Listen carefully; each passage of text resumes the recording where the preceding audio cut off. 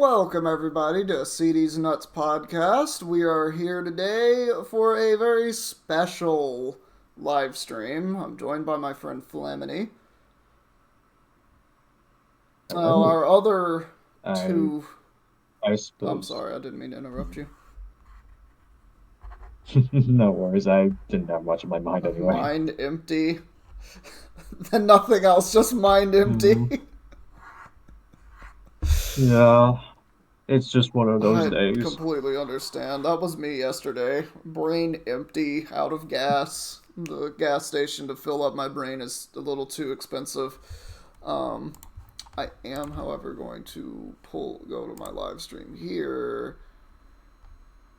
and I don't know why that's scheduled. Why is that a scheduled podcast? We're going to talk to my lawyers about that later. Um, Eh? I clicked on, So how I does clicked on my channel. what does that look like on your end? Don't. I Ooh. clicked on my channel and I was just like, oh yeah, you can do this. And then I'm like, yeah, cool.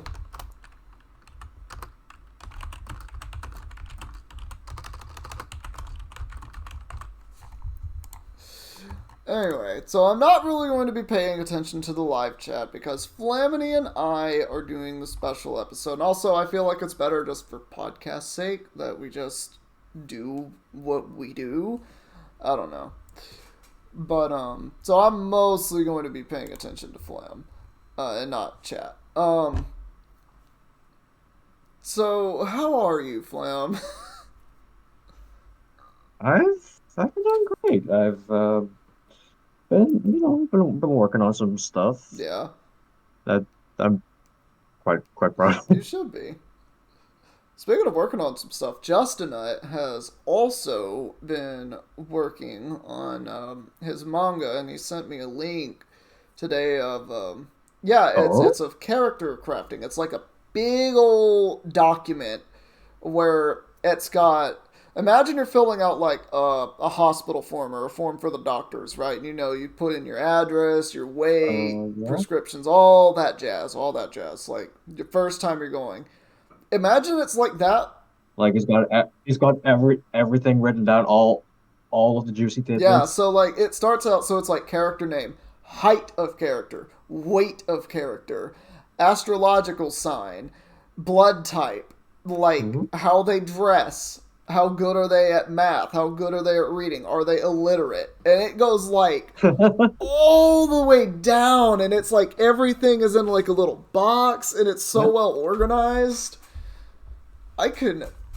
I wish our boy was here so I could ask him for how long he has been working on It this. seems to be only a day. I can actually send you the link to this because apparently, or at least according to Justinut, so take this with a grain of salt, I Yep. suppose. I'm gonna just toss that in the. Oh no, podcast links. There we go.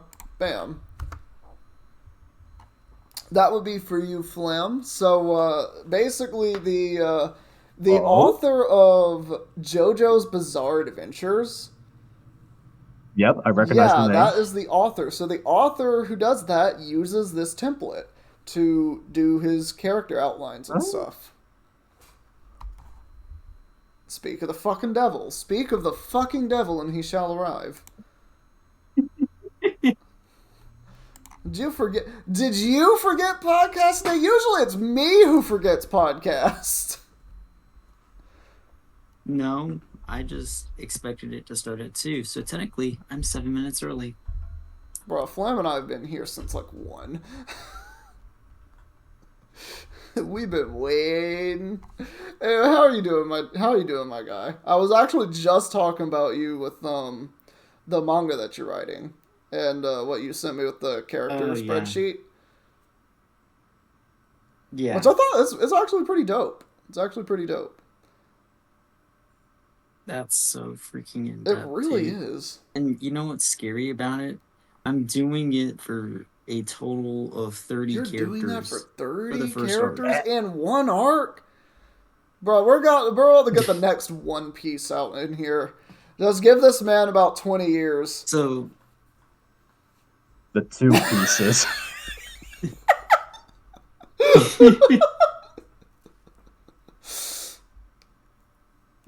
God. Huh. Anyway. We're live, Yeah, aren't we we? are. I said I was live streaming this one. I'm gonna start just live streaming the podcast because why not? Because if I don't live stream the podcast, odds are I'm not gonna live stream on my channel at all on Wednesdays. So I'm just like, eh. I'm not gonna pay Yeah. attention to chat because I want to pay attention to my friends more. Plus, that's better for podcast conversations. But so I yeah. got you. Anyway, so here's I have a topic that I like to talk that's about. great. I'm super disgusted by. Oh, that's not great. Yeah, that's in the Oh, first what's half, not not gonna great? lie. Well, Darkrai is an OU. oh yeah, I knew that. Like, do you want to know why? It's because Why? I will explain exactly why Darkrai landed in OU. Look at Ubers. It can't exist. It just doesn't have the stats for it. Look at OU. It's gonna absolutely Oh. shit on everything in the tier. The reason it can't exist in Ubers is I'm- because it doesn't have the bulk and it doesn't have the power. It quite literally needs a nasty plot, meaning all other sets are just invalid. Because why would you use Darkrai There's also the when you fact- can have Yveltal? Why use Darkrai when you can have Mewtwo?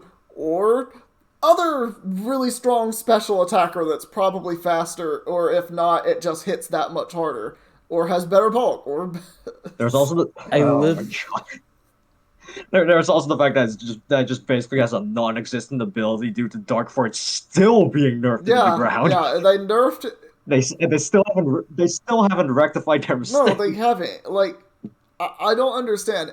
You know what I would do with Bad Dreams? I would make it so that there is a 10% or 20% chance every turn for the opponent to fall asleep. It's just a dice roll. That's what I would do to it. I like the other idea that you had where it just basically turns it into like a leech seed effect. Yeah, that's also what it should be doing. Because then that's more incentive to run Hypnosis Darkrai. You wouldn't run Dark Void because it's less accurate than Hypnosis. Why?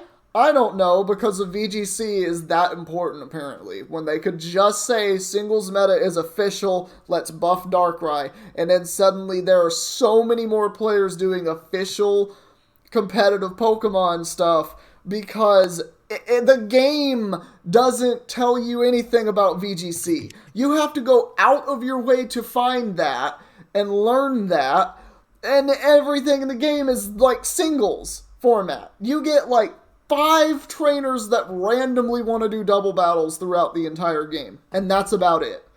That is your only introduction to VGC that the game gives you, is 5 random trainers. I don't even feel like I'm exaggerating, even though I know that I am, because we all know exactly what it's like. You're not exaggerating because I can make it worse. I can make it worse. I make it so much worse.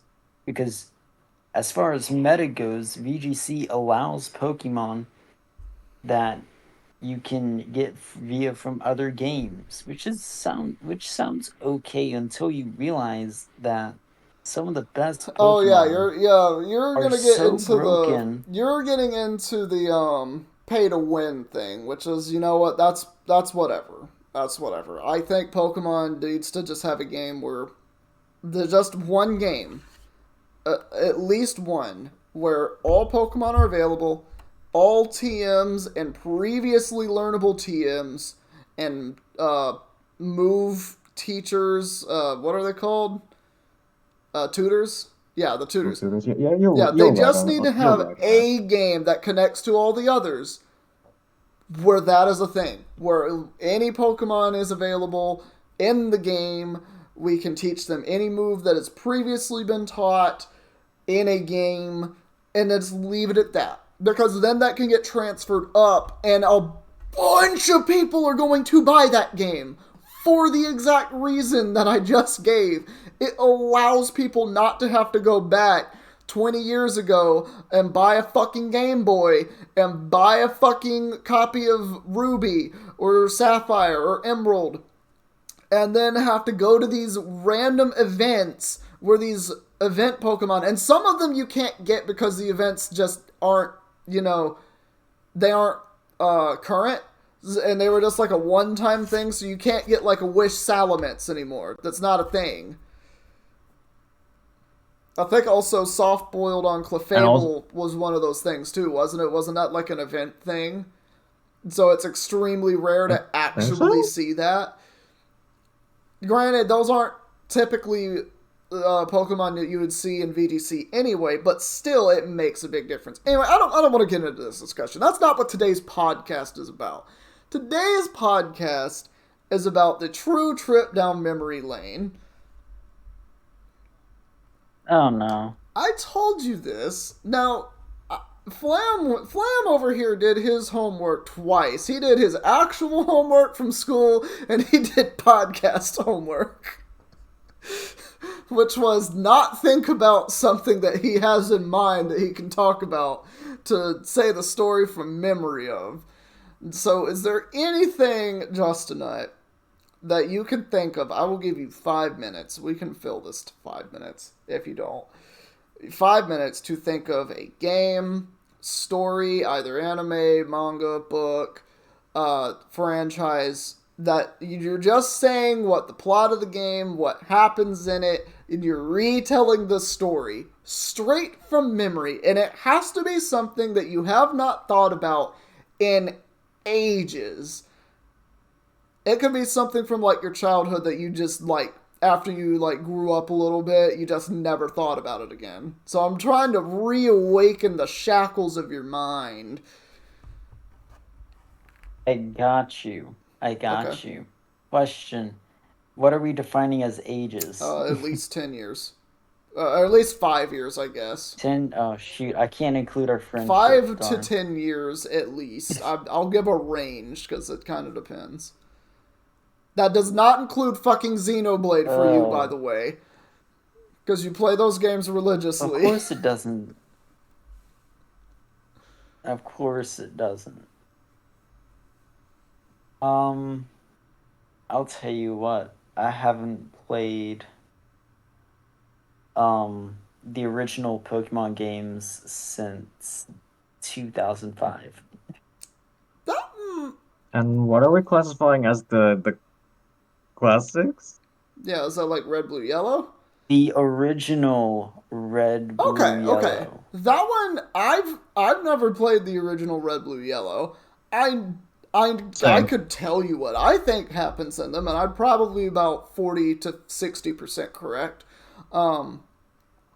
Okay, I can give you that. But I mean, like, we all kind of know the story. So we're gonna compare. Like, after we get done telling our stories, we'll all sound the alarms. We'll all come back together, join hands, and be like, all right, what's the real thing? Go to the internet and see what the real story was, and see how close we were to being accurate. Oh, God. The whole purpose of this is to be wrong, but not to purposefully be wrong. It's just being wrong because we all know that human memory is inaccurate.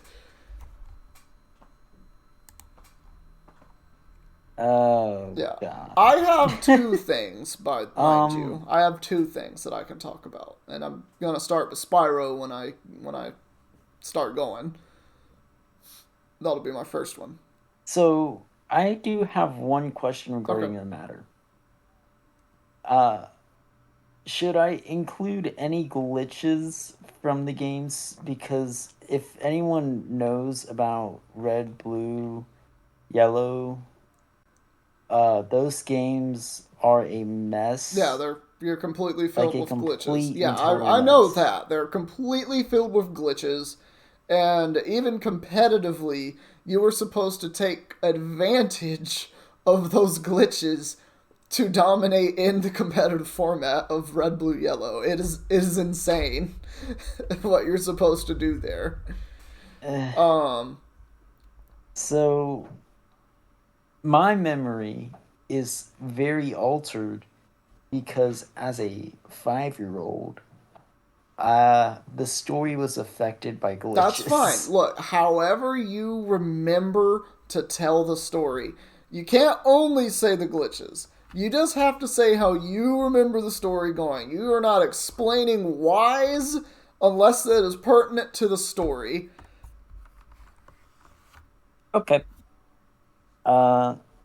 As far as I remember from Red, Blue, Yellow, because I've only played Red once, and that was way back when, was that Red gets his call from his basically his bedroom that he has to pay, I assume, from his pay to rent from his mother. Red has to He wait a leaves the second. home and tries to. Red? I made that part up. No, just keep going. You asked from memory. You asked Red from is memory. This so is from Red is memory. living with his mother, and he's having to pay her for rent, and he got a call from his bedroom to start the game. Okay, let's keep going. To go out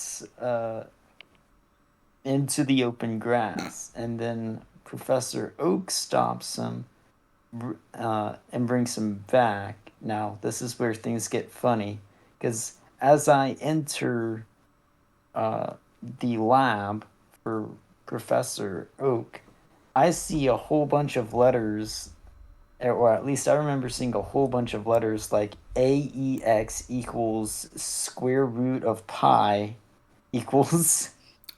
Why did you? Why? Is this like on a noteboard? Because I probably pressed. This is on the text of the game. Oh, okay. I told you we're talking about glitches. This is what we're gonna be talking about. And did the ABAB start? And so I walk up to. So I walk up to Professor Oak, but all that's typing out before me, and I'm freaking confused. And I see Professor Oak standing there, says, "Hey, you, grab a Pokemon." As he has a pi symbol above his forehead. I'm like, okay. So I go over, pick Charmander, and Blue picks Squirtle. Then I go to fight, and I beat the snot out of Blue, leave the home, and proceed to win. No, literally. I proceed to win, and and it goes to what is it, like you win the game, you become the champion. Literally, that's the next screen. This man actually did the up, down, left, right, ABAB start bullshit. Yeah. Holy crap. What's that? What is that again? For those that don't know? Yeah. Skip the entire story, and that's what I remember. That's incredible. And you pulled that off with no prior knowledge whatsoever? None. The game is so buggy that I did the accidental. You must have walked in a specific pattern to make this happen. Going to the grass as a 5-year-old. The stars just aligned for that moment. Hold on. What? Okay, well, now that he's out of the way and out of the picture, my assassin must have found him at his box address. Anyway, so Flamity, do you want to go next with your story, or do you want me to start with the Legend of Spyro?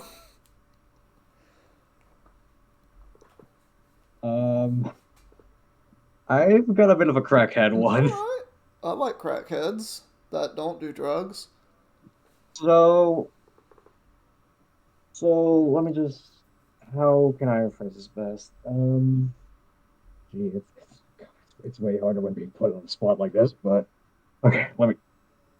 So one of the books that I loved to read back in my childhood, back before I started to hate reading because of high school forcing me to read just pick out like books that I had absolutely no interest in, and we were like forced to write reviews of it as if we knew like every little tidbit of it. Like it, God, it fucking sucked. Trust But me, I before I all I of that, remember those days, and SparkNotes was my friend because I could use SparkNotes and BS it and make it just seem like I didn't use SparkNotes. It was wonderful.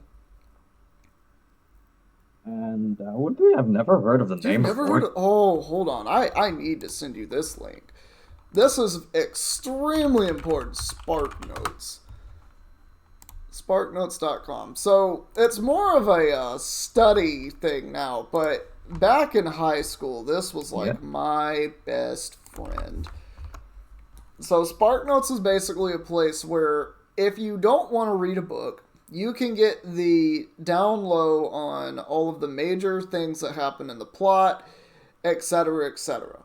And you can base stuff around that. They also have stuff for math and science. Yeah, I did kind of have a similar thing where you could like find kind of a synopsis of the books in question, and like also find links to like kind of reviews and whatnot on it, and just basically um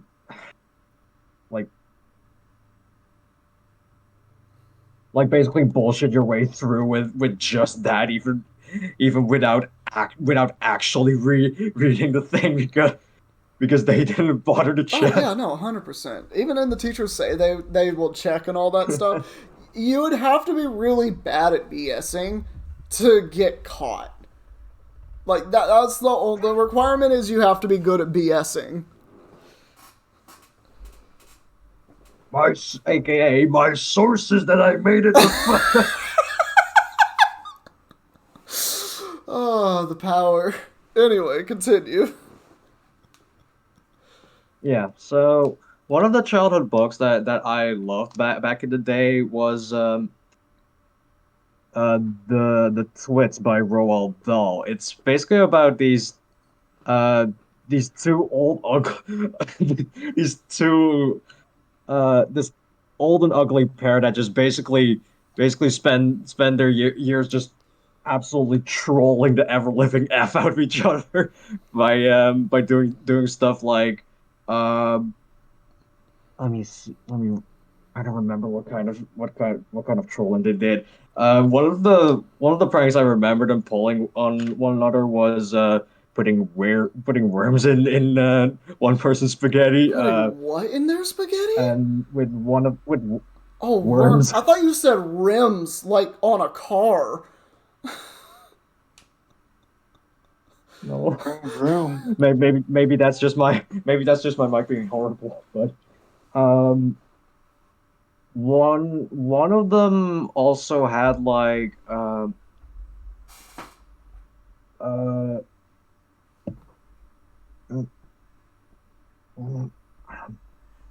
yeah, this is the problem with trying to remember it all from memory. The whole point is to be wrong. Just say the Um, first thing that comes to your mind and be confident in your wrongness. Because that's what makes it true.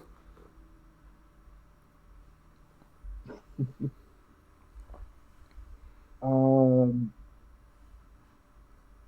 one of the other things they that one of them did to pay each other out was they would sneak out in the middle of the night and like um take little wood chips and paste it to the walking cane that one of them was using to make it seem like it was growing every day, and then gaslight them into thinking they had an illness that made them shrink. Nunny? This sounds like a YouTube prank channel gone wrong. Kind of is, because they because the person that he's trolling actually believes it, and like he gaslights that person further into like thinking that this into like uh there was some kind of like bullshit solution that he came up with that was basically like a trap to get rid of them forever. What's this book called? Um, because they basically gaslit them into thinking they were shrinking by slowly making that walking cane bigger day by day.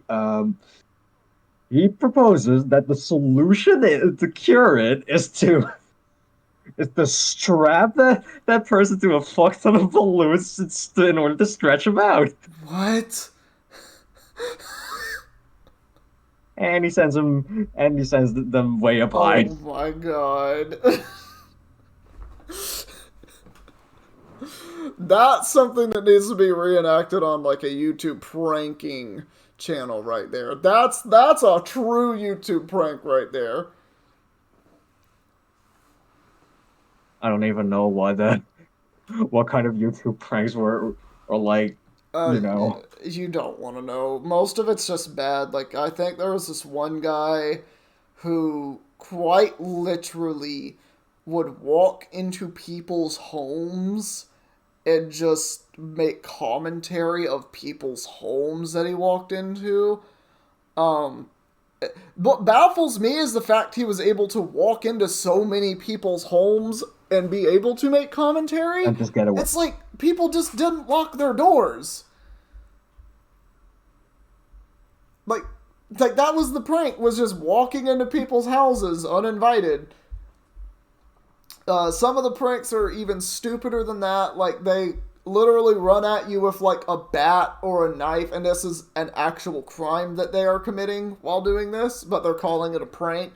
Therefore, it's not a crime. It totally is, and many people have gotten arrested by doing this because they're just idiots. Don't run at people with knives and scissors. It's illegal. Because that's considered a threat. Don't be a threat. But yeah, that's how most YouTube prank channels go down. But true YouTube prank channels would be doing stuff like that. Make people think that they're getting smaller because the world around them keeps shrinking somehow. And then, in order to solve it, you strap them to a rocket and send them up high, and then they're bigger somehow. You really stretch them out. True. You know what the funniest part is? Uh, I don't really recall the circumstances behind it, but apparently around the ending of that book, that shrinking sickness turns out to be real somehow. Wait, what? just just just not in the way that you know you think it would work. Oh, imagine this is a short story. It, it isn't. It is not. Okay, overview. Let's look at your books, Mr. Roald Dahl. Ooh, you have a lot of books in your thing. Oh, he wrote Charlie and the Chocolate Factory. Oh, that's who that is. Okay.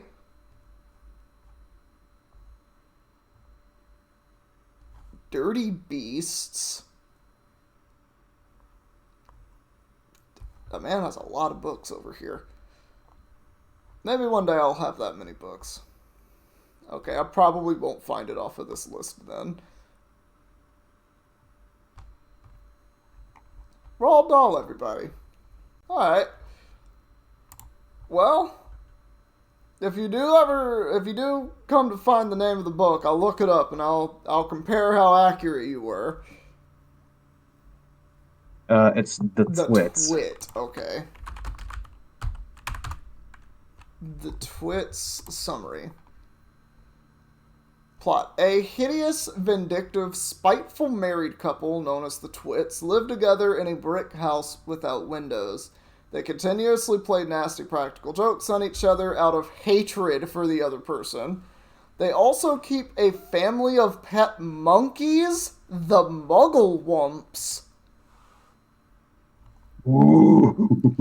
Alright, this isn't too long, but the Twits, who are retired circus trainers, are trying to create the first upside-down monkey circus. I don't know what that even means. They will always demand the monkeys stand on their heads for hours on end. Mr. Twit uses glue called Hug-Tight in hopes of catching birds for Mrs. Twit to make into a bird pie. The monkeys try to warn the birds before they land on the tree, but the English-speaking birds do not understand the monkeys' African language. Ooh boy. Once a week, the roly-poly bird flies to visit the monkeys to secretly save the birds by acting as an interpreter of languages. On a Tuesday night, a group of 4 boys sees the ladder next to this tree, and they decided to walk up into it, not thinking nor knowing that glue was on it. And then Wednesday morning, Mr. Twit sees that the boys have scared them away, and out of rage, he charges at them. They manage to get away.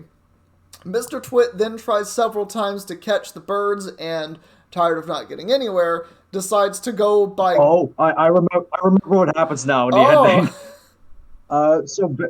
So basically, the monkey troop and the bird try to get back into Twits for you know, so for forcing them to pull those upside down stunts by basically turning their house upside down by taking all of the furniture, all the stuff, and taking the glue that they used to basically trap the birds, and they basically put everything up on the ceiling to troll them back.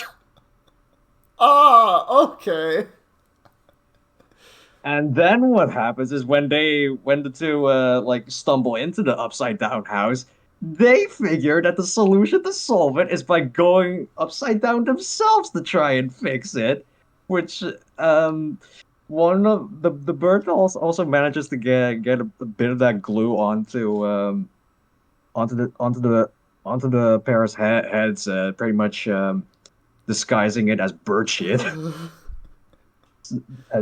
And they end up getting glued stuck to the ground upside down, and they actually end up shrinking from this shrinking illness that one of them was trying to fake, trying to gaslight about earlier in the story.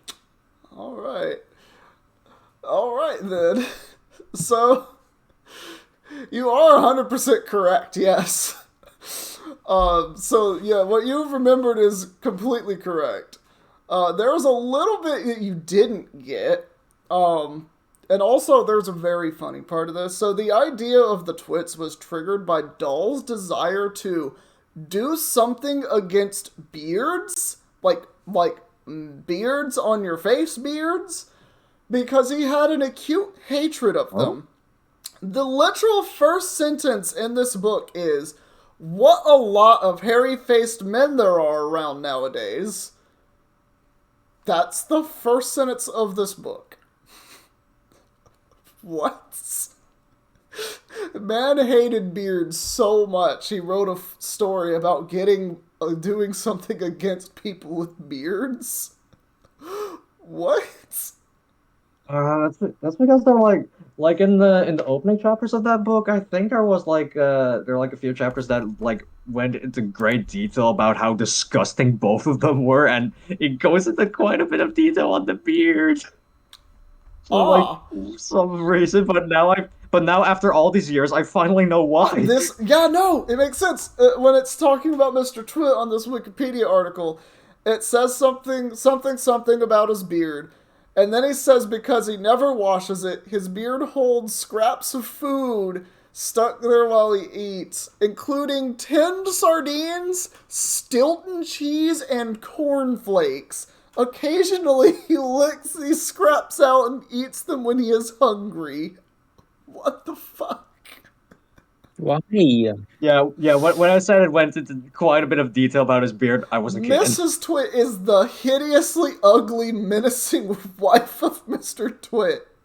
She is said to have quite a nice face once, but her ugly thoughts began to show on her face until she was so ugly you couldn't bear to look at her. What?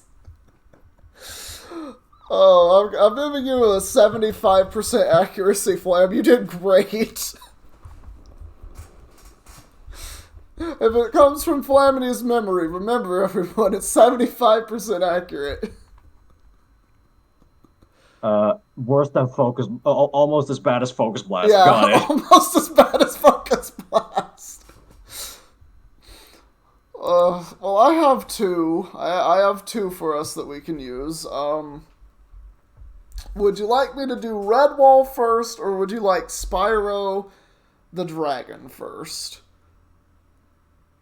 Oh, jeez, Sparrow's probably gonna be a long They're one. both actually going to be long. Redwall's going to be shorter because Ooh. I don't remember as much from Redwall. It was a phase I was going through where uh, I was reading so many books, and then I stopped reading them after this phase. But I read so many Redwall books, and they are amazing.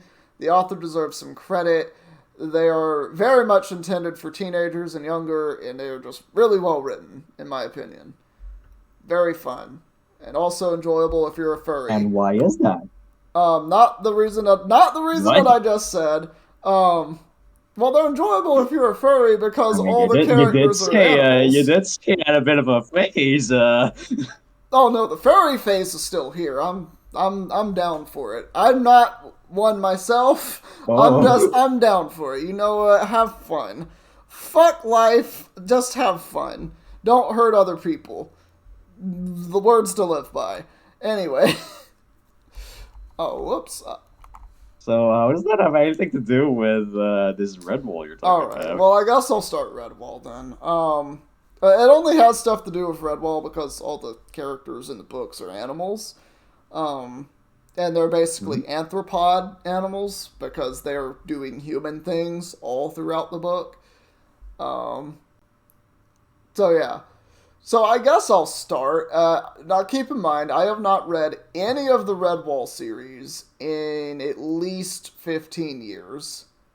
Maybe a little less than that, but it has been well over 10 years since I have even thought about these books or read them. And I don't know if the author still writes them or not, but it's a great series. So we'll start with the first book, Redwall. So Redwall is a small nation on a giant continent where it is a massive tree. Imagine like Yggdrasil, and all of these little woodland critters are... Why do you have Foxy running down the hallway? Because of that thing you told me about with them running at people with Oh, knives and okay. such. I'm just now seeing that. Okay. So I'm just making some So moves. here we are at Redwall. It's a peaceful, tranquil place. There's a giant tree. All these little woodland critters are living in, and that's called Redwall. It's a little city that's composed of badgers, voles, mice, squirrels. You know, cute little woodlandy goopers, and they happen to be at an unfortunate period of life called invasion. I don't know if you know about invasion, but it is when someone comes to your home without a warrant and they say, "This is mine now, prepare to die." And so a gang of rats comes on shore from the coast. There are thousands of rats. Hundreds of thousands of rats. There's only about like 1,000 people in Redwall, but there are thousands of rats. They are outnumbered by 10 times their citizens in Redwall. There is a fox hero who happens to live at Redwall. He is trained with the knights of old who have defended Redwall from evils time and time again. Because Redwall, even though it has been peaceful, has been more of a citadel for ages for many families. So this fox hero decides that he is going to train everybody to fight for them, and fight for themselves, I mean. So everyone's going to actually stand up to the rat people. I do not remember the rat people's names. I know that it is not Ungot-Trun. Ungot-Trun is a different rat person from a different book that features a Badger King hero. And I will get to that one later. That one does not take place at Redwall. It takes place outside of Redwall at a location I do not remember that I will absolutely make up to continue my story. Anyway, so big group of rat armies is outside. They've got little catapults where they're launching little Molotov bottles. They're trying to start fires on the tree. I don't remember why they want Redwall. I think it's just because it looks pretty. But now they're trying to burn it down because they're really trying to scare the woodland critters out and be really horrible and stuff. So the people of Redwall defend. They have advantage because they have the high ground. And if you've ever seen Star Wars, you know that having high ground means 100% win rate. It's over, banana. Yeah, you have 100% win rate with the high ground. So the little mice archers are firing arrows at the rats. The rats are not enjoying these rains of arrows. And eventually the numbers start dwindling. But there was a siege unit of rats on the back end. And they get in through the back door because they ram it up and just bam, slam, down comes a little bit of the wall and the rats start pouring in. There's a huge fight. But Redwall has enlisted the help of some nearby badgers and otters from other nations to come defend them. So you now have different people coming in to protect Redwall because Redwall is like a central city. It's so important to everyone in the forest. And eventually the rats get beaten off. They die. Normal rats, no invasion. We've survived. Fox Hero is true hero. And everyone can defend themselves at Redwall. Yay, hooray. Alright, moving on. Few hundred years earlier or later, I don't remember, we have Ungattrun. He is a ruthless marauder who is well known throughout the lands and everything as a vicious pirate who has assailed many nations and come out victorious. He not only has rats in his unit, he has voles, he has turtles, and he also has foxes. He has many vicious critters. He also, I think, has an otter or a weasel, and the weasel is like an assassin. That's a weasel assassin. We're going to go with that. It's a weasel assassin, and we're sailing on this religious community up in Lingenford. And Lingenford is it's atop a high cliff, again with this high ground bullshit, atop of a high cliff that overlooks the ocean. So it is on the coast. It's very easy for Ungattrun to explore. The only difference between this and Redwall is that Ungattrun takes over this place. He just shoots the cannonballs. They take over Lingenford. And Lingenford falls under Ungattrun's control. So Ungattrun is now in control of this. They're making a mess of this sacred ground, this holy little place, Lingenford. But they didn't kill everybody. Everyone managed to get out. Well, most everybody. So there were some casualties somewhere along the line. Now, what happens with this is recruitment. The Badger King hero, who I don't remember the name of, but we'll call Ted, just for reference's sake. So Ted goes and he recruits people from all over. He amasses a gigantic army to go after Ungattrun and chase them out of his home. He is successful. Wow, Ted already sounds like a loser. Well, Ted is a king and is a badger. If you have ever seen a badger fight, you know, if you ever see a badger and it's running at you, just give up. Give up. You're done. You're done. It's a badger. You don't understand how strong badgers are. Anyway. I mean, I know Belladrum Linude, but that's the only badger I know. Typhlosion. Typhlosion's also a badger. It's a volcano badger. Shit. You ever been erupted on by a Typhlosion? That's what badger power is right there. All right. It's easy to counter, but man, does it hurt when you don't. Anyway. So, Ungattrun is defeated. And now we're back to the other stuff with Redwall. The rest of this, I have literally zero recollection of. So if you want me to continue, it will be me just absolutely making crap up. But this is what I remember. And we will probably believe it. Make it up. Well, let's do a pit stop and see how accurate I was of Redwall.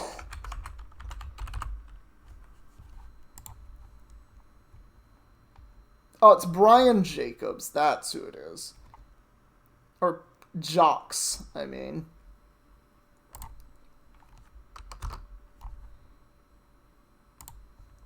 Redwall books in order.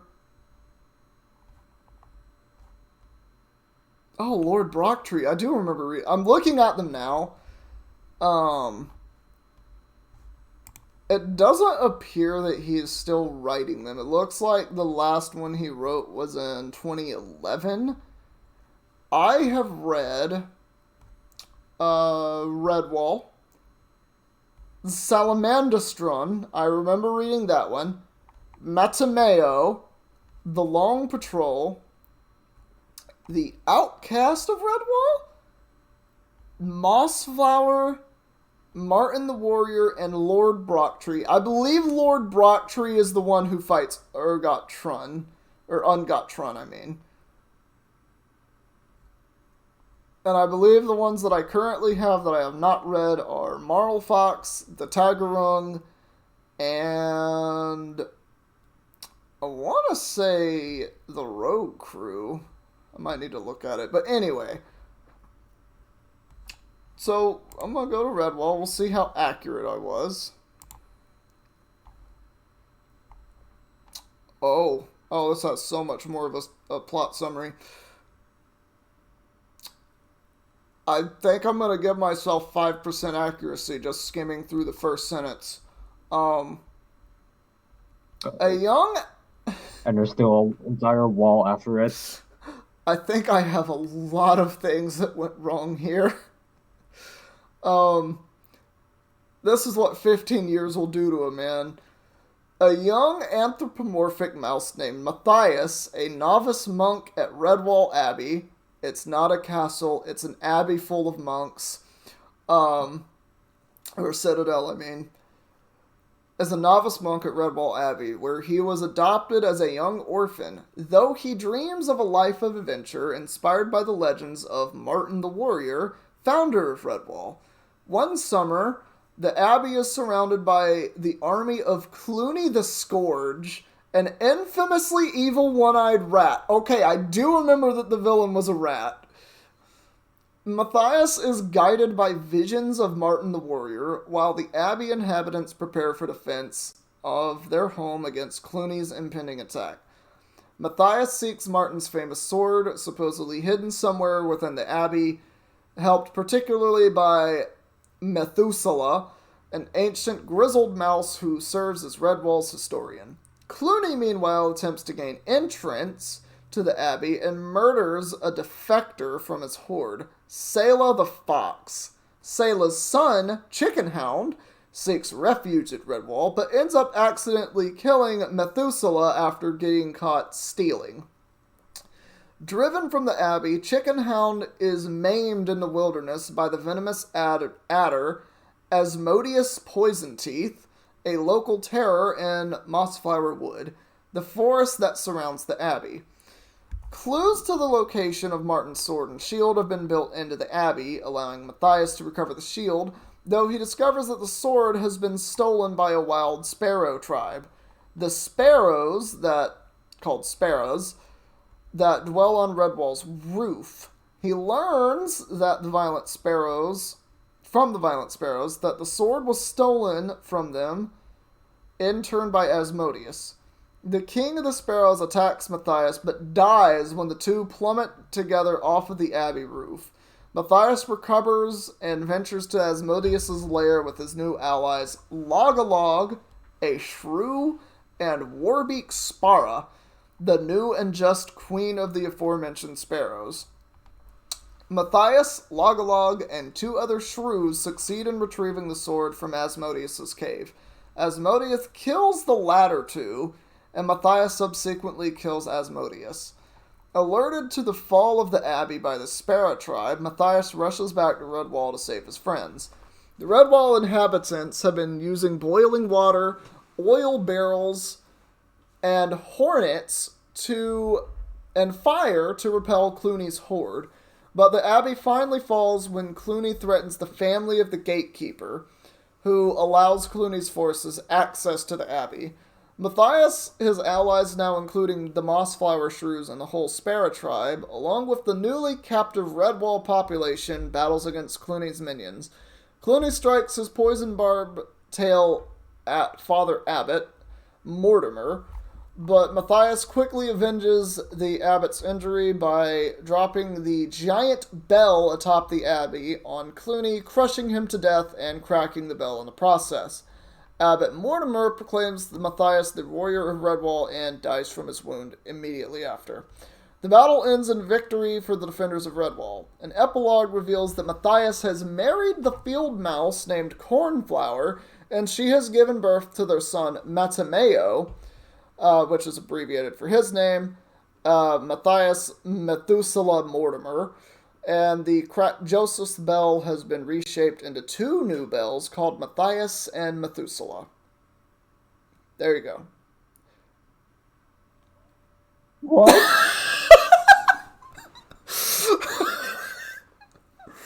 So remember everything I said?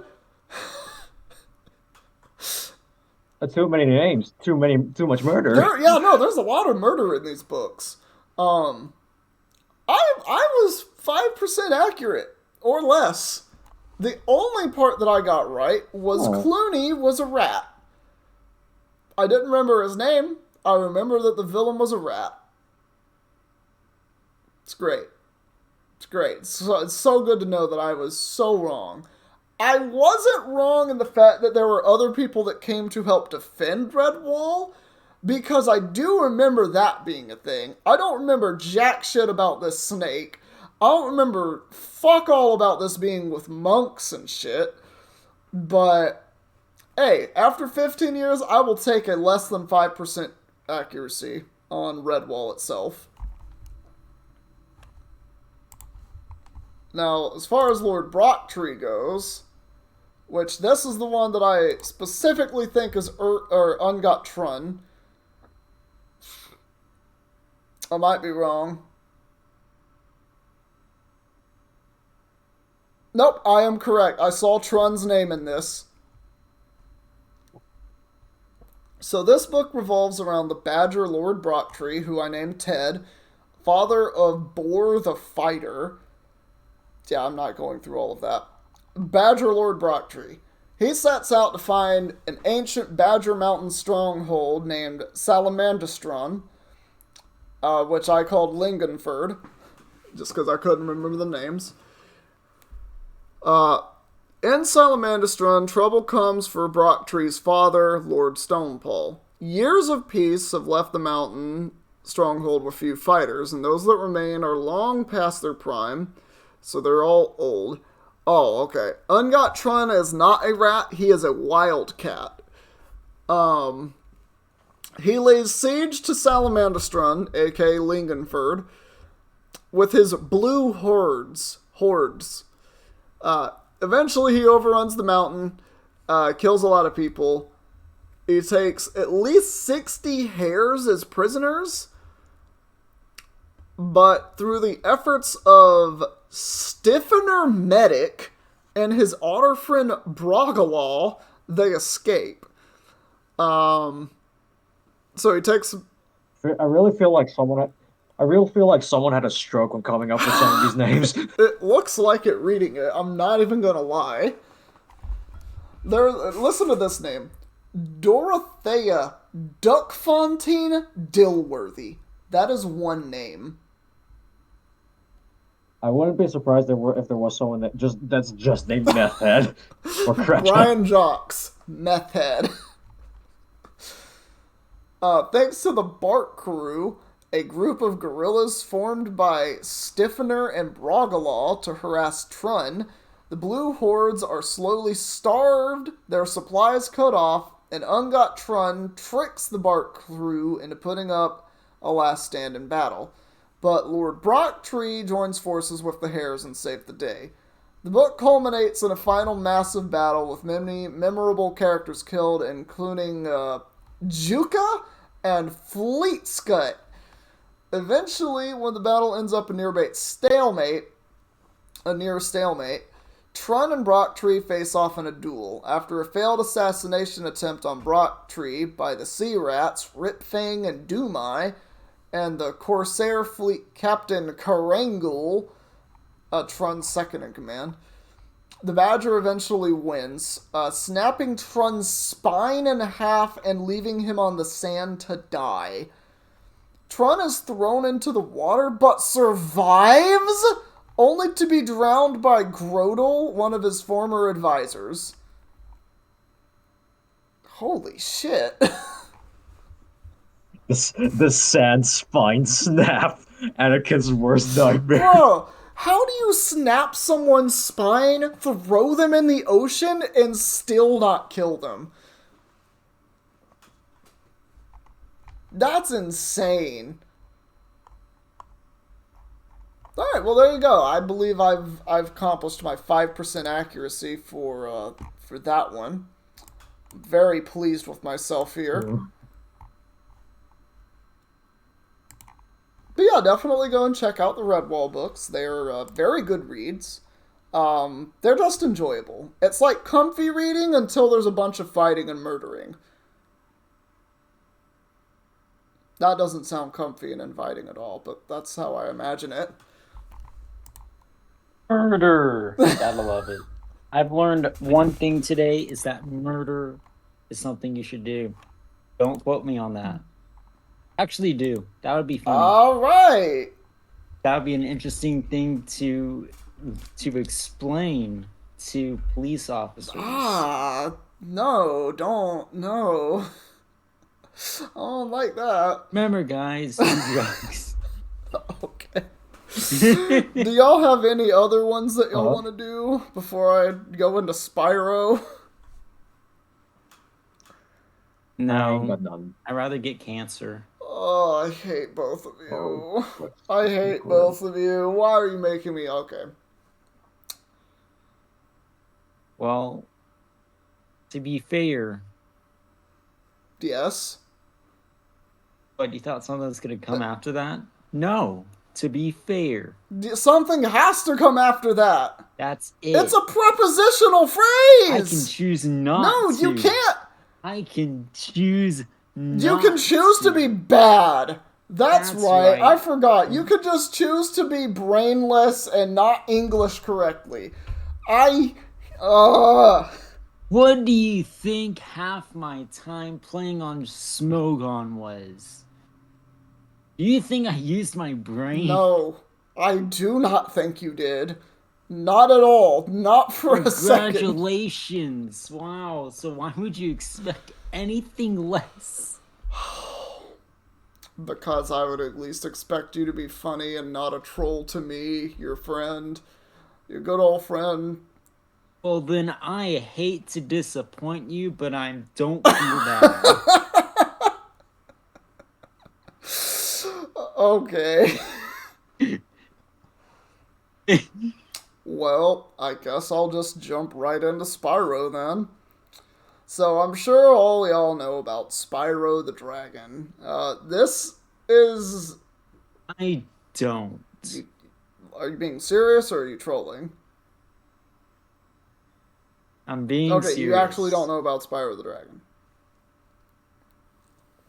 No, I never played the games. Okay, well, I mean, some people who haven't played the games know a little bit about it. Like, they know it's about a purple dragon who's, like, a kid dragon that ends up saving the world, yada yada, stuff like that. Well, I'm gonna take you through the ringer. Nobody. Nobody what?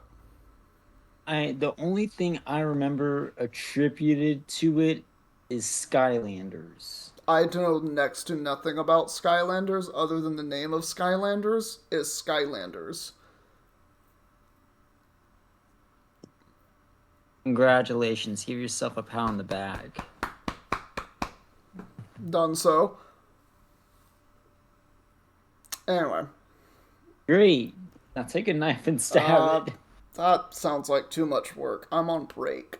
Anyway, Freaking loser, man. What a loser. Everyone laugh at Secor in the comments. cool. Anyway, so Spyro the Dragon. So the Legend of Spyro it's kind of like the Legend of Zelda in the sense that Spyro, the hero Spyro is reincarnated every life cycle or so into the royal bloodline of dragons. Just like the hero Link. So he's a phoenix. No, because both. No. It's kind of like how Link is reincarnated into a Link for in another time later on when Ganon's spirit redoes itself and the Zelda line gets passed down and it's Zelda again. I understand. Yeah, that's how Spyro the Dragon works. Link is a phoenix. Yep, that's exactly right. Link is a phoenix. Spyro's also a phoenix. Spyro will reincarnate himself every so often to be the hero Spyro in a new form, in a new body. He's fresh dragon. And Link reincarnate himself? Can who? Can Link reincarnate himself? Not through his own powers, but through goddess powers that he does not own. He's just borrowing mostly. That's why we get the Triforce of Courage. So he can. He just needs to abuse. He doesn't know how. Gotcha. Anyway, Spyro doesn't know how to either. It just kind of happens, and we're leaving it there. So we start off. There is a nasty frogman. Don't remember his name. We're gonna call him Billy. Billy is a magic frog king who is in service of the Norks. The Norks are like orcs, but they're actually Norks. So think of like if orcs were an actual race or a species, Norks would be like their bastard cousins. Kind of like So they're basically dorks. Sort of, except they're more like jocks and not dorks. Are they holding corks? Maybe in the PlayStation 1 graphics they look like corks, but I'm pretty sure most of it's just clubs. Billy clubs. Anyway, Billy the Magic Frogman, he wants all the gems, and he doesn't like dragons very much, so he has a brilliant plan of turning every dragon in the land of Etheria to stone. And he accomplishes this. He is very successful. And Spyro is the only one that happens not to get turned to stone. Now, how do we unstone these dragons? There's some magic that ends up happening, and we meet Sparx the Dragonfly. Sparx the Dragonfly is a pivotal and essentially infamously famous character with no flaws whatsoever. Sparx is your health bar, and also is not your health bar. Sparx is your companion and is so much more than that. We all love Sparx. We all love Spyro. Well, Spyro is ballin'. He gets his shit down. He explores through all the worlds, unstones the dragons, confronts Mr. Magic Frogman, and beats the Billy out of him. And Billy is no more. He has been burned to a crisp through Spyro's flames. And this sparks the first... So he beat the Billy out of He Billy? beat the Billy out of Billy. You are 100% accurate. So Billy has been beaten down, and there is no more Billy. But Gnasty Gnorc, king of the Gnorcs, hears about this. And it's go time. It's go time. Billy is dead, but Gnasty Gnorc is ready to rise to power. And Gnasty Gnorc takes everything that Spyro's accomplished here and says, ha ha! And kind of kicks Spyro in the ass and kicks all the other dragons in the ass. He has stolen a very sacred relic to the dragons and beaten the dragons senseless. They don't really know what to do, but Spyro has a plan. He's going to do what he did the first time and do it all over again. But this time he's coming for Gnasty Gnorc. What a loser. And Gnasty Gnorc is a big motherfucker. This boy's got linebacker shoulders. William Perry would be scared of how big Gnasty Gnorc is. If y'all don't know who William Perry is, just Google who William Perry is. You'll understand very quickly who he is. One of the greatest NFL players of all time. And also... No, he's not. Alright, hold on. Pause. No, he's not. How is he not? How... He is known as the Refrigerator Man because he showcased himself with a refrigerator and advertised it. His stats were not great. Have you seen clips of him? I don't know if the refrigerator part is true. I thought that was his nickname because he's literally... That was his nickname because of that. I don't believe that because... Okay, I'm actually going to look up this because he was a huge fucking man and he was very fast for a defensive tackle. Like, that's what made him very scary. Like, if he gets to you, the quarterback, you are going to the ground.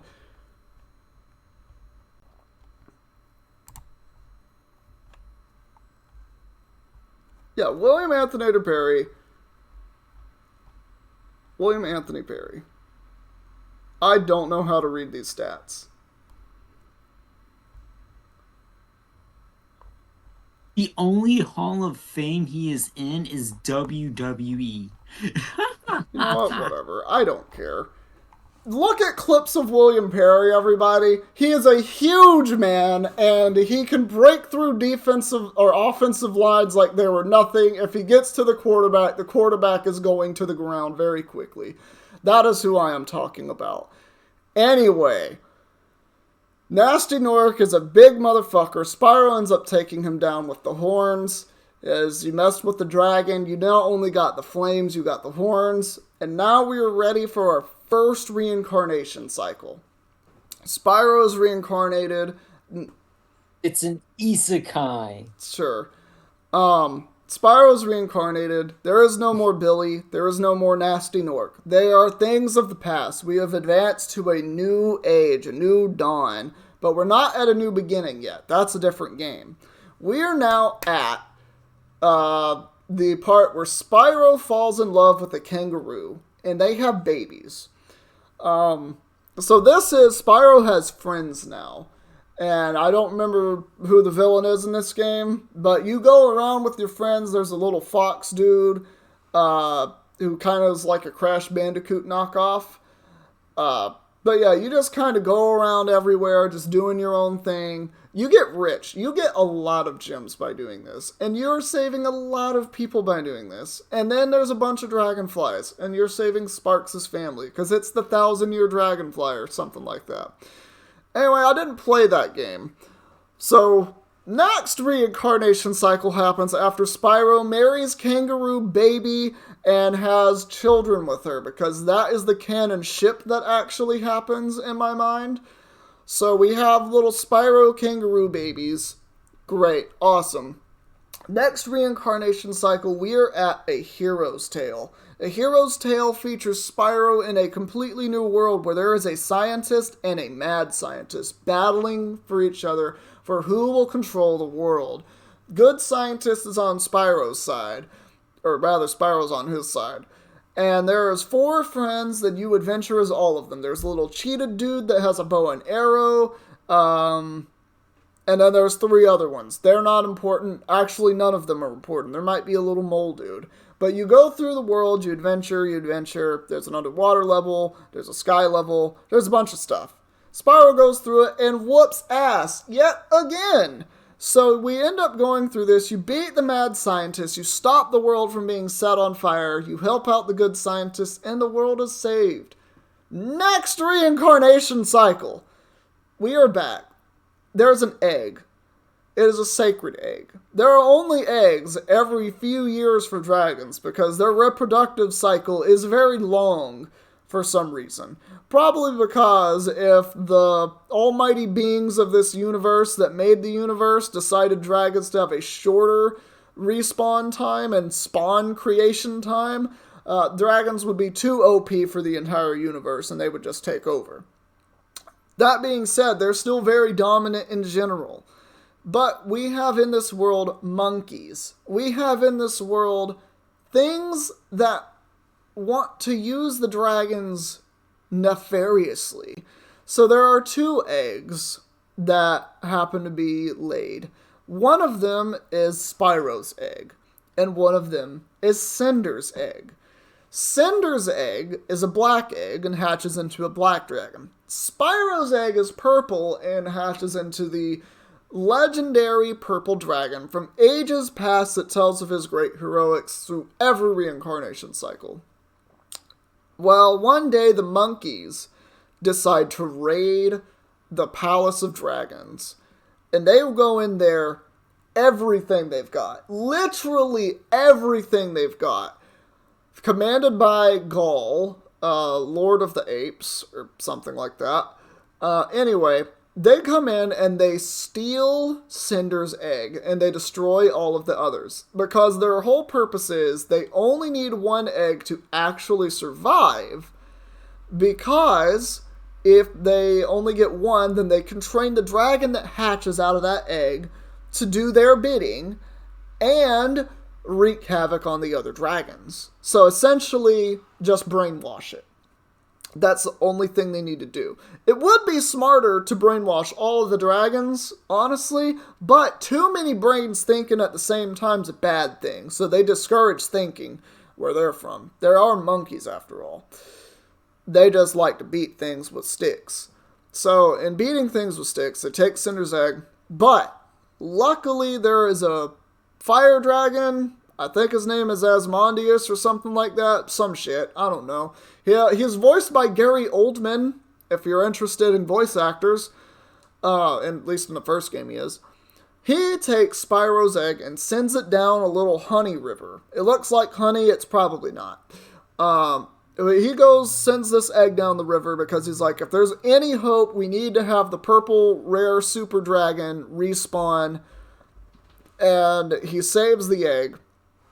Cinder's egg hatches, years pass by. Spyro is adopted by a family of dragonflies, which they happen to be pregnant when they find Spyro's egg. Spyro's egg hatches at the same time that the mother dragonfly gives birth to a young Sparx the dragonfly.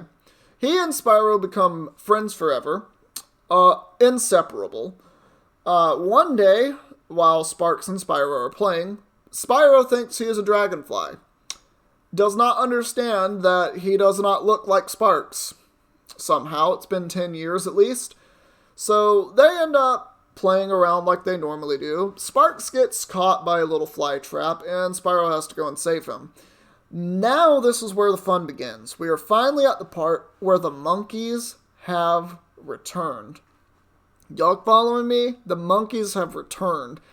There is war in these forests where Spyro lives. The mushroom forest, where Sparx and Spyro have been just peacefully chilling the whole time. Cinder wants them down in flames. Cinder has sent the monkeys out to destroy everything.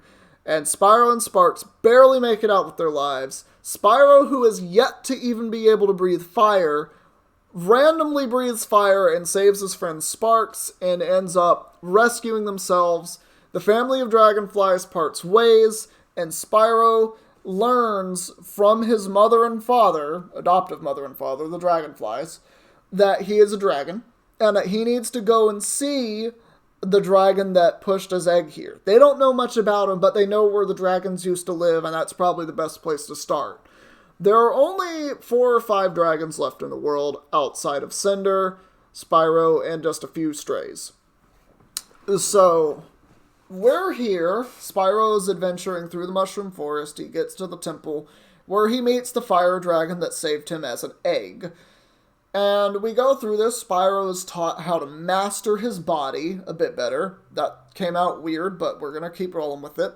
So he knows how to breathe fire better. He can shoot chunks of fire, fireballs, and just flame breath. So he has a little bit more tools at his disposal. He can do combo moves and shit now.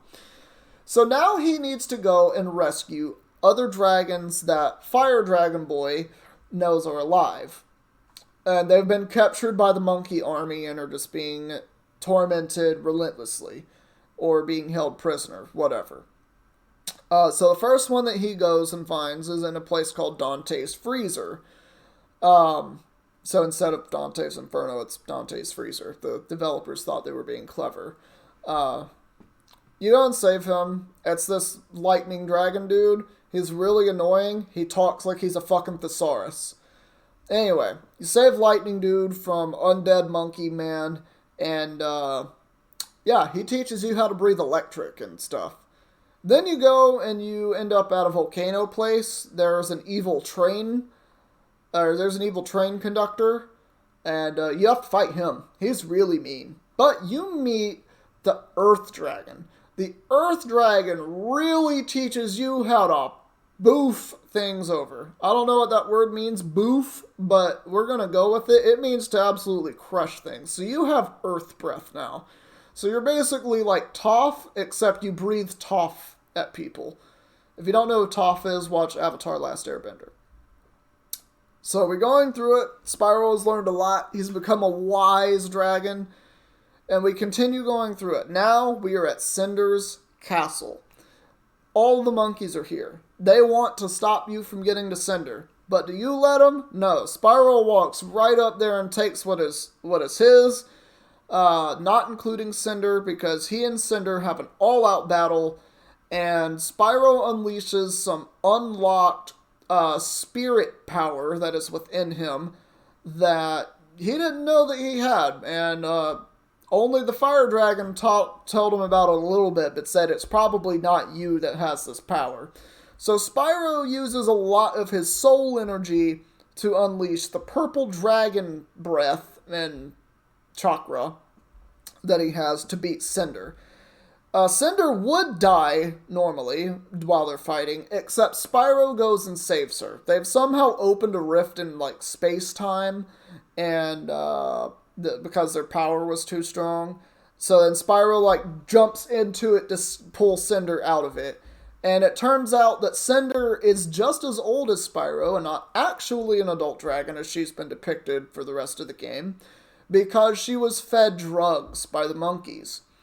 So he takes her back to Dragon Palace, and they are then raised a little bit more. Fast forward a little more, Gaul has finally heard what has happened to Cinder. He's big pissed. Cinder still blames herself for all of the destruction that took place while she was in charge of the monkeys for a while. She decides to leave. She eventually gets captured by Gaul. Spyro doesn't know this, but he also gets captured by some pirate monkeys. Pirate monkeys are very strong. They have some mechanical creations of demonic size that Spyro has to fight, including a literal scorpion ship, where its tail is a cannon, and the ship is very fast. You have to fight that as a little Spyro. It's very dangerous. He's on a much larger spaceship.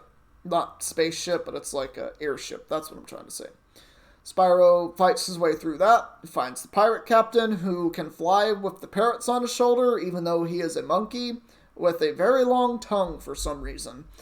Spyro eventually does fight and defeat this captain, and he ends up in this really weird place with a bunch of crystals in it, where he learns things about some of the past, but it's really trippy, and there's like a lot of vague stuff that's been explained to him. And after this place, Spyro gets to the Monkey Fortress, because apparently the ancient spirits of Crystal Place have allowed him to really fly, so he can actually fly now, sort of. It's only like a temporary thing, before he can just stop truly just flying forever. So he ends up at Super Monkey Palace, where Gaul lives, and he ends up going through there and fights Gaul. Gaul is ridiculously powerful, and as Spyro literally on the edge of his rope until Spyro's super secret energy is unleashed once again, which turns him into a Shadow Dragon, where he uses Shadow Dragon powers to completely thrash Gaul and send him into a acidic goop that is at the bottom of this thing that they're fighting in. I guess we'll call it arena. He saves Cinder, and Cinder is ultimately grateful for Spyro, and we kind of see that Spyro and Cinder have a thing for each other. And Sparks, the entire story through this point has been very sarcastic and hilarious, and you will quote everything he says. And then the third game happens, which I haven't played, but I'm going to give you the story of the third game anyway, because I'm on a roll right now, and I'm feeling myself, even though I really need to drink some water. So third game rolls around. We have Spyro and Cinder. They've been together for years. They're adult dragons now. They're ready to leave the nest, but the Dragon Palace isn't ready for them to leave. The monkeys are. The monkeys strike back yet again with a super secret supernova weapon, and it separates Spyro and Cinder. But love will not keep these two apart. Monkeys will not keep these two's loves apart for sentence. Spyro has to now go and find out what happened to Cinder. He battles through a mountain.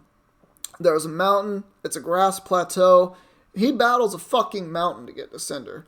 It's not enough. He needs to go to the oceans. He goes to the oceans. He finds more monkeys. He destroys the monkeys. He's reminded of the pirates, and he saves some minor moles. Think of like little Monty moles from Mario. Yeah, they're blind, but they're funny. Anyway, he goes and saves some of them people. And they tell him, hey, maybe you need to go look over here for Cinder. He finds Cinder, but she is surrounded by hordes and hordes of evil monkeys, and he goes through everything to save Cinder. And then it turns out that he and Cinder fight together to destroy the actual boss of the monkeys, who we don't know his name, but just know he's Evil Monkey Demon King. So Sun Wukong, evil incarnate over here, is fighting them, but the power of love surpasses all, and Spyro and Cinder end up taking them down through ancient powers buried within their spirits, and then they live happily ever after and have dragon babies. And that is the end. My brain is fried. Scorched. Reduced to ashes. Please help. I'm sorry. I'm very afraid to see how unbearably inaccurate I am. Someone do it for me. Justin, do it for me. Tell me how inaccurate I actually was in all of that. Or how accurate I was. No, you're gonna find out I've just talked for about 30 minutes. I need like 4 gallons of water. Well, that's not my I problem. asked you a favor. It's not even a hard favor. Could you just pull up like a Wikipedia page of like the Spyro games and just give the plot off? Just read it or something? I could, but that would require me being a nice person, and I really can't afford that. I hate you so much.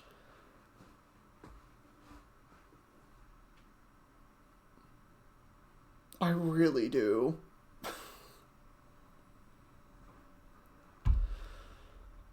Dude, I have a reputation to uphold. You gotta don't have understand. any reputation yet.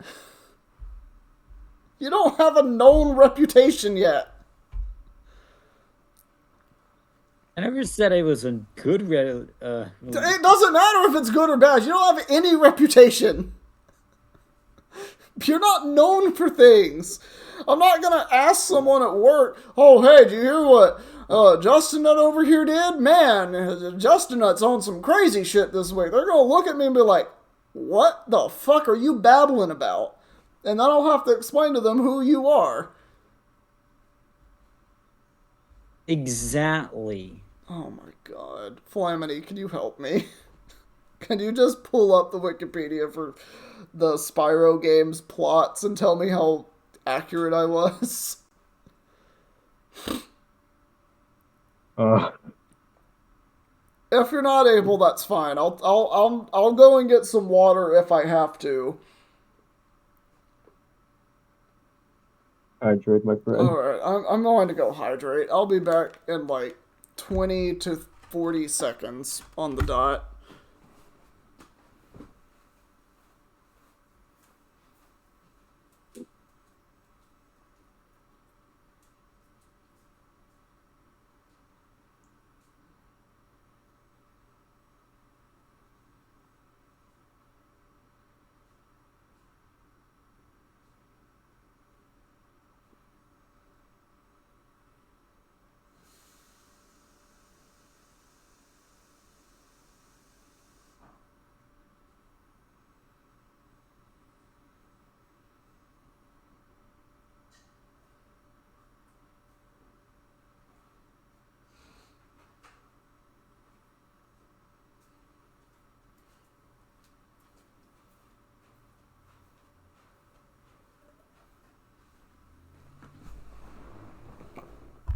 Okay. I have water. I'm back.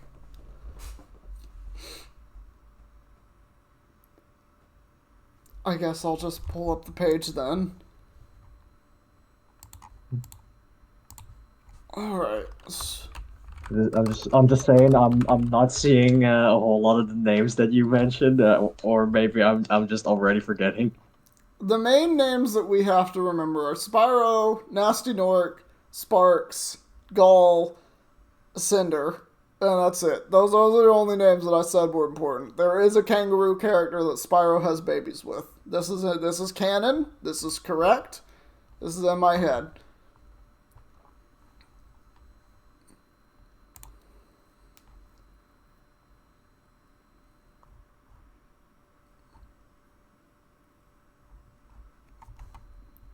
Alright. Spyro games. Let's just...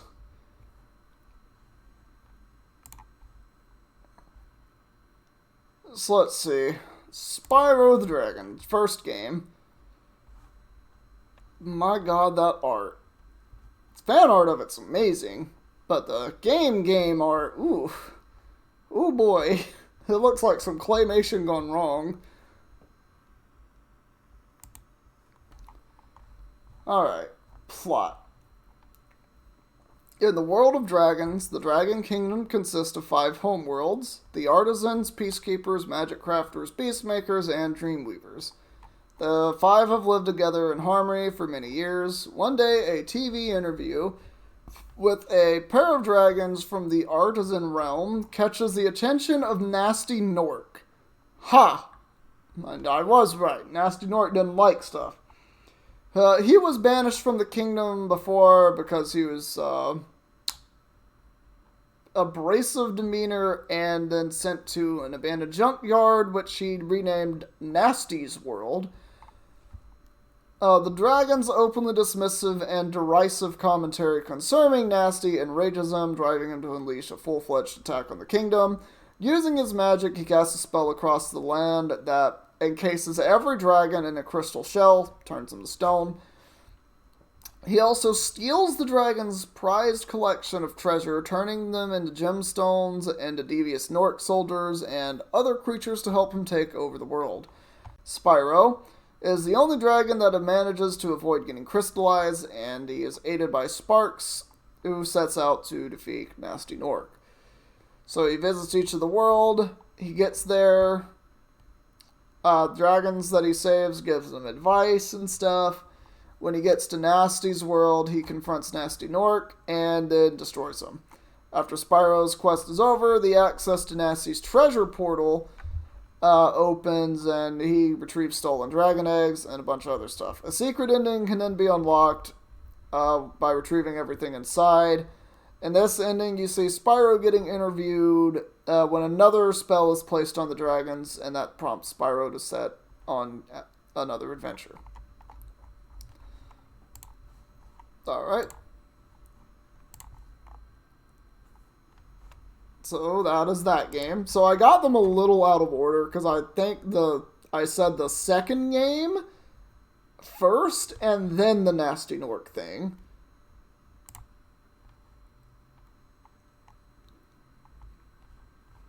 Oh, let's wait. Ripto Quest. I think Ripto's Rage is the second game. Alright, Wikipedia, help. Alright. A few years after defeating Nasty Nork, Spyro the Dragon and his partner Sparks have had enough with the continuous raining and artisans, and they decide to vacation to Dragon Shores. When they go through the portal, Spyro instead ends up in Glimmer, one of the many realms that is not where he was going. And he was summoned there by a fawn named Elora, a hunter the cheetah, and the professor. Just the professor.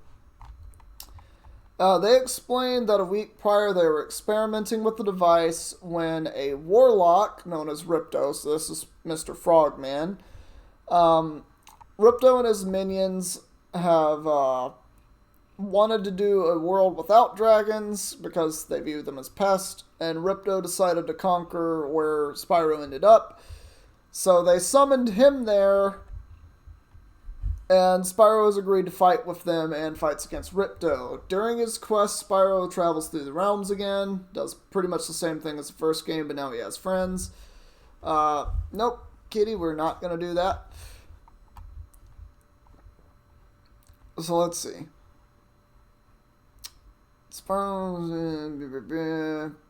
There's a sleazy elitist bear in the game named Moneybags who needs money for certain favors of Spyro.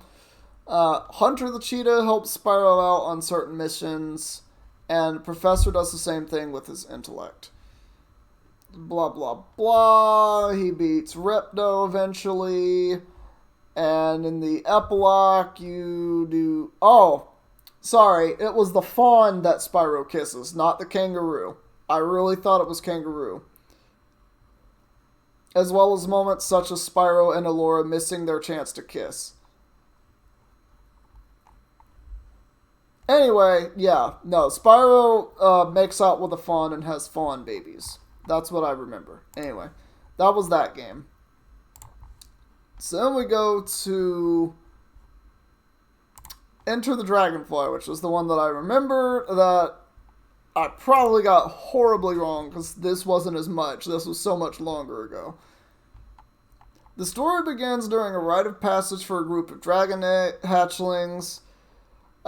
Each hatchling is meant to receive a dragonfly partner of their own, but Ripto has come back and disrupts the event. He makes his unexpected appearance through a magic portal along with henchmen in order to capture all the dragonflies, thus weakening the power of all dragons, and get his revenge on Spyro. His spell misfires, however, and the dragonflies just become scattered through all the realms, just kind of everywhere. And then Spyro has to go and get all of the dragonflies back together, and then he fights and destroys Ripto, who just leaves. That's it. That is all that happens there. That is all I actually remember. Then we go to A Hero's Tale, which I remember I played a fuck ton of this game, but I probably got all of this wrong. Alright. Plot. Oh god, there's no plot here. Alright, I've been 100% accurate on A Hero's Tale's plot, and no one can tell me otherwise. Tell me otherwise in the comments, please. I mean, seriously, please, in the comments. Tell me what I got wrong in A Spyro A Hero's Tale.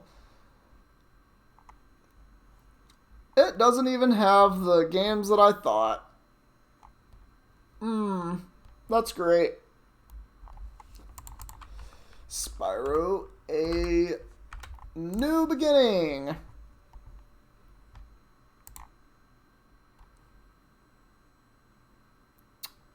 Okay. So I think I got this one mostly right. The plot of the game begins inside of a temple where a dragon named Ignitus is watching over some eggs. It is the year of the dragon. Every 12 years where new dragon eggs are born, or laid and then born. Then there's a prophecy that tells of a rare purple dragon, aka Spyro, which will direct that era's fate. Ignitus is looking after Spyro's egg. The dragons are at war with an enemy known as the Dark Master, who knows the prophecy and lays siege to the temple, destroying the brood of eggs. Ignitus escapes with the purple dragon's egg and then lets it drift down the river to a family of dragonflies who discover it. They raise him. Sparx is born on the same day that Spyro is born. Then one day, when they're older, Spyro is told that he is not a dragonfly, but is a stranger from a distant land. Spyro leaves the swamp where he lives. I thought it was a forest. I guess it was a swamp. Sparx kind of just goes along with Spyro. Hostile forces pursue Spyro, but he eventually comes into contact with Ignitus, but fears that everything is lost, even though Spyro's alive, because the Dark Master's forces are led by a female dragon named Cinder. Spyro convinces Ignitus to lead him into the Dragon Temple and drive out Cinder's forces, and then tell him more about basically everything. There was a dragon I left out. There was a ice dragon. I completely forgot about that. But I only said he rescued 3 dragons, so 3 dragons is more canon than what I'm actually reading, apparently. So Spyro goes and rescues the other 3 dragons, simultaneously gaining powers of ice, or electricity, and earth, and meeting a couple of friends along the way. There's a lot of names here, I'm not going to read them. And then it's learned that Cinder has been draining the dragon's power into crystals. Cinder, however, does start fighting Spyro after he rescues the 4th dragon. Ignitus intervenes, but Cinder absolutely beats his ass. And then it's revealed some other stuff. Spyro attempts to fight Cinder, but she succeeds in draining Ignitus's power and then escapes to the sealed realm of the Dark Master. During the fight, Spyro saw something familiar in Cinder's eyes, and he basically goes and saves her. She doesn't end up reviving the Dark Master, blah blah blah. That's about it. But yeah, so Spyro unleashes a lot of power and it drains him of energy. What?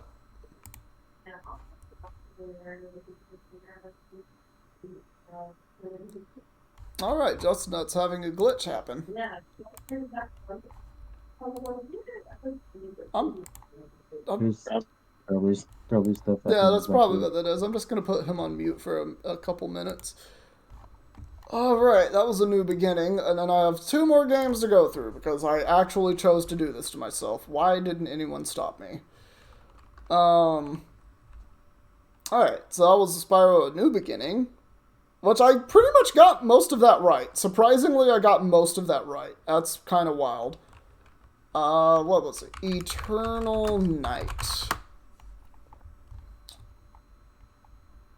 So this is the 2nd game in this trilogy that I remember. The synopsis. Oh, the plot. There we go.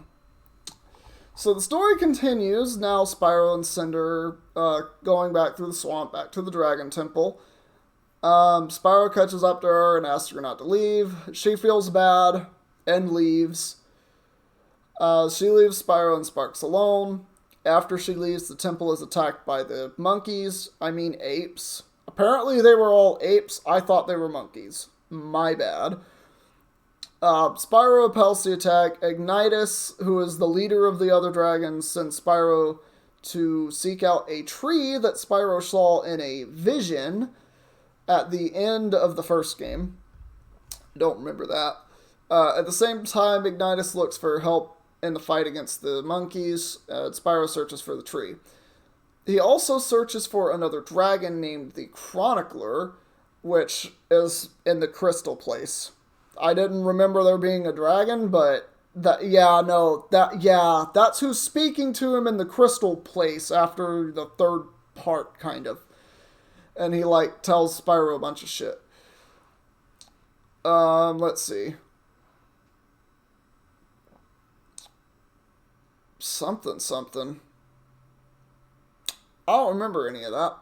After Spyro... Oh, right. So he does go to this place where he can find this tree, and he gets captured by some pirate monkeys, or pirate apes. And this is where he is put into gladiatorial combat. When he defeats the 3rd enemy in the arena, he is forced to fight Cinder, who the pirates have also captured.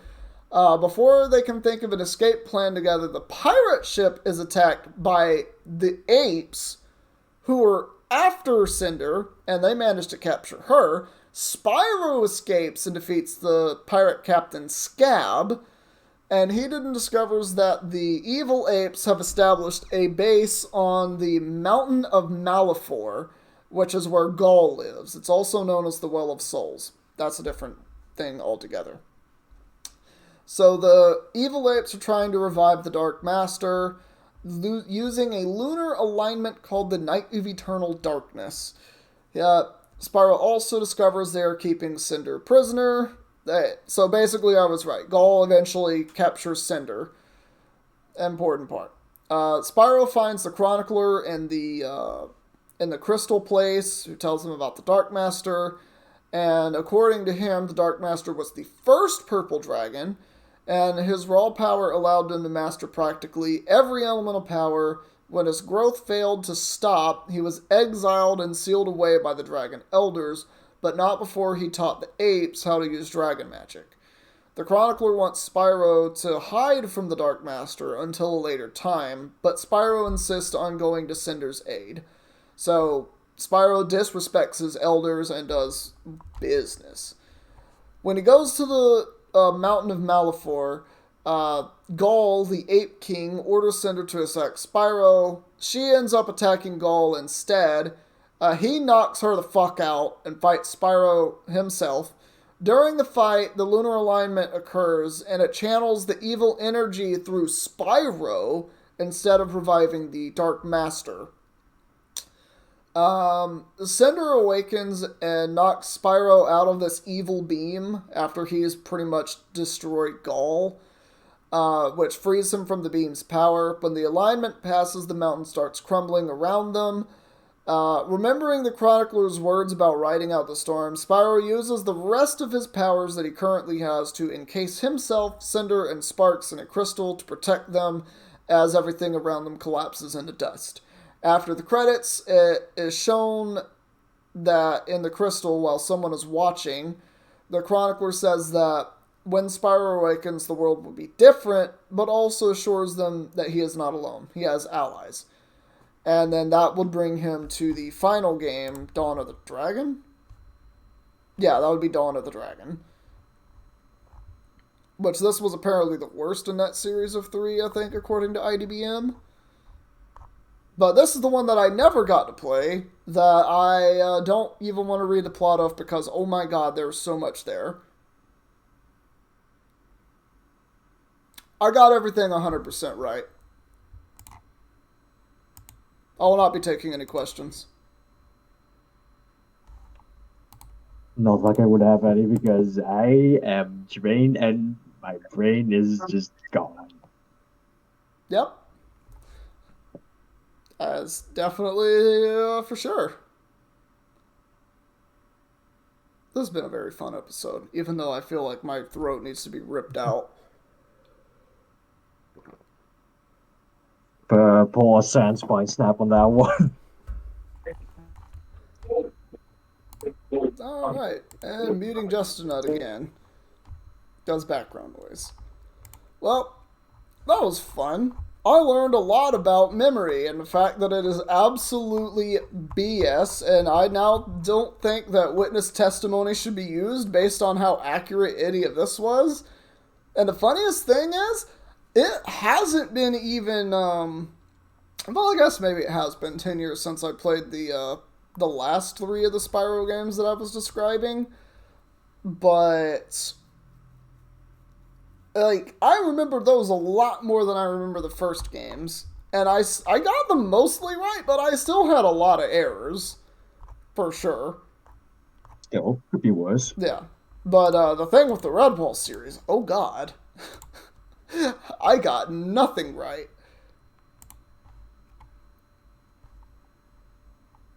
So, yeah. I should totally do this again sometime. Preferably when Odin is here. I feel like Odin would definitely have some stories to tell. Anyway, I think we're going to go ahead and end podcast. Thank you all so much for tuning in. If you liked it, please leave a like, follow us on Spotify, subscribe to the YouTube channel if you're watching it there.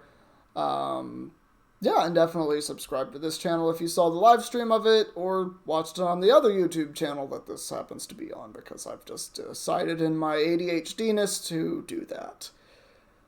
Anyway, see these nuts next time, everybody.